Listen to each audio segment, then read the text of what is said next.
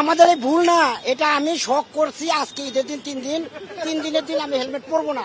যদি মামলা দেয় দিব, মামলা খাবো, কোনো সমস্যা নাই তো। অ্যাকচুয়ালি এটা আমার মেনে চলতে হবে, আমার দেশ অনুযায়ী আমার আইন মেনে অবশ্যই চলতে হবে। ওনারা যেটা করছে ভালো করছে আমার মতে, বাট কিন্তু একটু ঈদের সময় তো একটু কষ্টকর হয়ে গেল। ওনারা ধরছে, ওনাদের আইন বুঝে ওনারা ধরছে, এর ভিতরে আমরা কোনো কথা বলতে চাচ্ছি না। না, এইভাবে বের হওয়া হয় না ঈদের দিন, তো যার কারণে আর কি বের হওয়া হয়েছে। ভাইয়া সরি ভাইয়া, আমার একটু লেট হয়ে গেছে ভাইয়া, আমাকে হেলমেট ছিল না, এর জন্য আমাকে ই করেছেন। ভুল হয়েছে, বা আমাকে যদি সুযোগ দেওয়া হয় আমি কাগজ আনতেছি। ভাই বললো না, স্যারে বললো যে ওনার উপর থেকে অর্ডার আছে, এখন উনি গাড়ি জব্দ করবে, আমাদের ওখানের সাথে কথা বলে তারপর গাড়িটা নিয়ে আসতে হবে। ঈদ পরবর্তীতে আপনারা দেখতে পাচ্ছেন যে অনেক যারা আছে, যে যারা অনেক ঊর্ধ্ববয়সী ছেলে পেলে আছে, বা যারা 18 বছরের নিচে ছেলে পেলে যারা বেপরোয়াভাবে মোটরসাইকেল চালনা করতেছে বা ড্রাইভ করতেছে, বা তাদের হয়তো বা লাইসেন্স পাওয়ার বয়সে হয় নাই, ট্রাফিক আইন মানতেছে না, বা দেখা যাচ্ছে গাড়ির কাগজপত্র নাই। এই ক্ষেত্রে আমাদের এই জিনিসটা আমাদের সিনিয়র স্যারদের দৃষ্টিগোচর হয়েছে।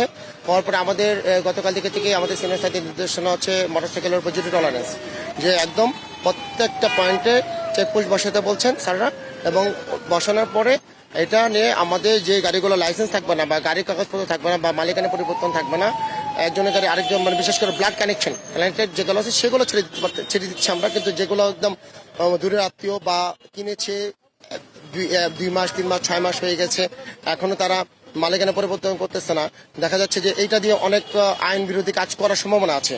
বা দেখা যাচ্ছে যদি কোনো কারণে ওই ব্যক্তি যদি মালিকানা পরিবর্তন না করে একটা আইন বিরোধী কাজ করে ফেলে, দেখা যাচ্ছে যে ওই যে প্রকৃত মালিক বা প্রকৃত ওনার, রিয়েল ওনার, সে এটা লাইবিলিটি সম্পূর্ণ তার উপর চলে যাবে। তো এইগুলো যেগুলো আমাদের স্যাররা নির্দেশনা দিয়েছেন, এইগুলোর উপর আমরা প্রত্যেকটা মোড়ে মোড়ে আমরা চেকপোস্ট আমরা পরিচালনা করতেছি। ম্যাক্সিমাম দেখা যাচ্ছে যে হেলমেটটা বেশি পড়তেছে না, কারণ হেলমেটটা হচ্ছে কিরকম, হেলমেটটা কিন্তু আপনার ধরেন একটা মোটর যান, যদি কোনো কারণে আল্লাহ না করুক মানে কেউ অ্যাক্সিডেন্টে পড়ে, দেখা যাচ্ছে যে সে কিন্তু মানে ফার্স্টলি কিন্তু মাথায় যদি হিট খায়, তার বাঁচার সম্ভাবনা খুবই কম। কারণ এটা আসলে কি, এটা পুলিশের নিজের কোনো ব্যক্তিগত স্বার্থের জন্য না, আমরা আসলে কাজ করতেছি দেশের জনগণের জন্য। এখন আমরা সেই জনগণ যাতে সেফলি চলাফেরা করতে পারে বা তার ফ্যামিলির কাছে ফিরে যেতে পারে, এই জন্য আমরা করতেছি। কারণ লাস্ট হয়ে যেন না ফিরে, এই জন্য আমরা করতেছি। এখন এটা অনেক সময় জনগণ এটা মানে এটা ভুল বুঝতেছে আমাদেরকে, না এটা মানে আমাদের ব্যক্তিগত কাজ, না এটা আমি মানে উদ্দেশ্য প্রণোদিত হয়ে কাজটা করতেছি, কিন্তু না, কিন্তু আমি করতেছি জনগণের জন্য করতেছি। কারণ এই হেলমেট যখন থাকবে না, যখন সে ইনজুরিড হবে, সে মারা যাওয়ার সম্ভাবনা আছে, সেই জন্য তার ফ্যামিলির বুকে বা তার সন্তানের কাছে যেতে পারে, তার জন্য কিন্তু আমরা এই কাজগুলো করতেছি। অটোরিকশাটা একটা বিস্ফোরণের মতো হয়ে গেছে, আপনারা সবাই জানেন, অভিযোগ আছেন, এটা আমাদের সিনিয়র স্যারদের নলেজে আছে। আমরা আসলে কি আমরা কাজ করতেছি, স্যারদের নির্দেশনায় আমরা কাজ করতেছি।